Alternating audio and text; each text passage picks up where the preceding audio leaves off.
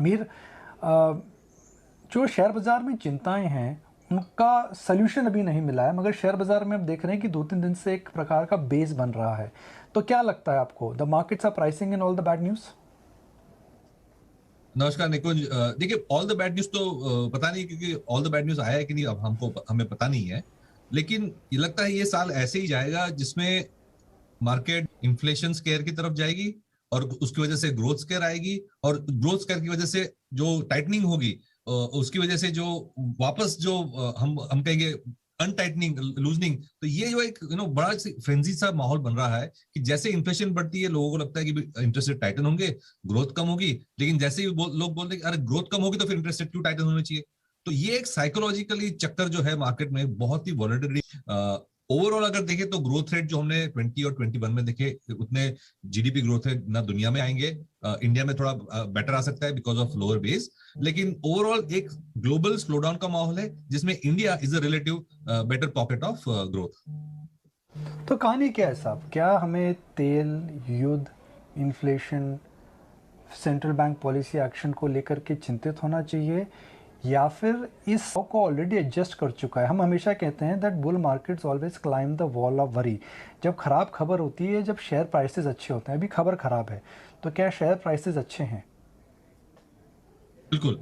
उसमें एक ब्रॉड, मैं हर चीज को एक ही रंग से पेंट नहीं करूंगा, क्योंकि जो जिस तरह के स्टॉक्स और सेक्टर्स लास्ट 5 से 7 साल में चले हैं, वो एक जो हाई ग्रोथ या तो क्वालिटी ग्रोथ वाले जो सेगमेंट थे उसमें कॉन्सेंट्रेटेड थे, और उसमें हमने देखा कि काफी सारी जो फ्रेंजी हुई है उसके उसके उसकी वजह से न सिर्फ अर्निंग्स ग्रोथ को कैप्चर किया गया, लेकिन वैल्यूएशन को भी काफी हद तक डिस्काउंट कर दिया गया था। तो मेरे ख्याल से जो हाई ग्रोथ हाई पी वाले जो स्टॉक्स हैं, उनका माहौल जो है वो थोड़ा हड़बड़ा सकता है, because we are in rising interest rate scenario. तो कुछ भी हो जाए, ग्रोथ स्लो डाउन होए ना होए, लेकिन जिस तरह से हमने लो इंटरेस्ट रेट लास्ट 3 साल में देखे हैं, उस तरह के इंटरेस्ट रेट्स हम नहीं देखेंगे एटलीस्ट नेक्स्ट 1-2 साल के लिए। ग्लोबल सेंट्रल बैंक्स और आरबीआई ने भी जिस तरह से रवैया अपनाया है कि इन्फ्लेशन, महंगाई जो है बहुत बढ़ रही है, उसको काबू में लाने के लिए हमें रेट्स बढ़ाने चाहिए।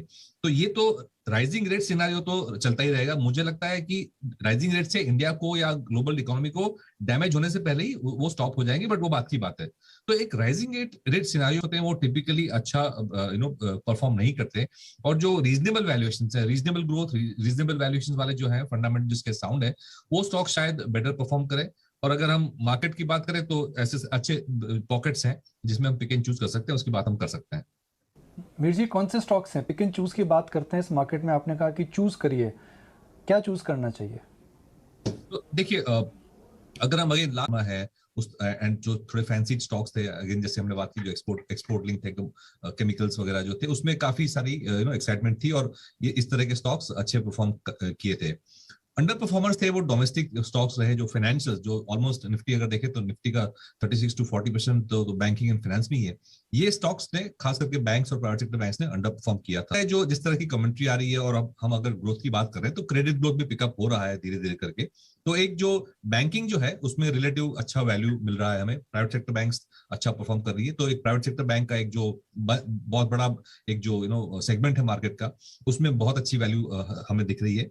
दूसरे जो है डोमेस्टिक सिक्लिकल्स, जैसे कि ऑटोमोबाइल्स हैं, इंडस्ट्रियल स्टॉक्स है जैसे कैपिटल गुड्स, कंस्ट्रक्शन कंपनीज जो हैं, उन्होंने भी अंडर परफॉर्म किया है, बिकॉज लोग अपने हम नहीं कर रही थी, बट एक्सपेक्टेशन ये है कि अब दुनिया के कंपैरिजन में इंडिया अच्छा ग्रोथ दिखाएगी FY 23 और FY 24 में।